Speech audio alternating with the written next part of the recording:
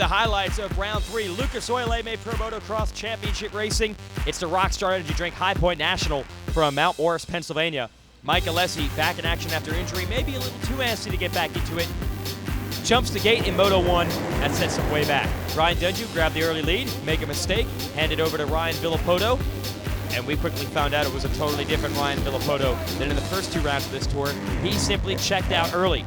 Dungy was about 8 seconds back. Halfway through the race was able to stabilize that gap, but there was no catching the number 2.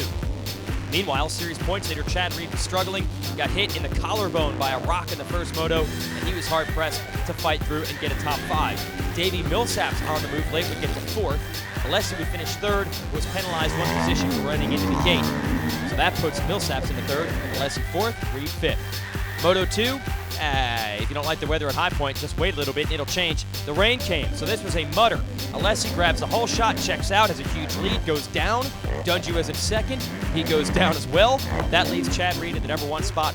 He would not be challenged from there. But Villopoto, clutch moves late in the race, would get to 2nd, and via 1-2 moto scores, would take his first overall win of the year and chop a couple of points off Reed's series points lead. Dungy, solid performances in both one, keeps himself in contention as well. Let's go to the 250 class. Moto number 1, it's like a great start for Blake Baggett, but he'll be edged out by a pair of Honda riders, Nico Izzi and home track favorite Darren Durham. And Durham on the 37 1110 Mods Honda took off, had never won a moto at this level before, and it looked like it was going to happen in front of all his friends and family. But somebody forgot to tell Blake Baggett. In the second half of these races, he has had speed that no one can match. He goes after Kyle Cunningham, makes a pass, passes Dean Wilson, passes Tyler Rattray, goes after Durham, catches him, passes him, takes off. Simply no stopping the 57 down the stretch.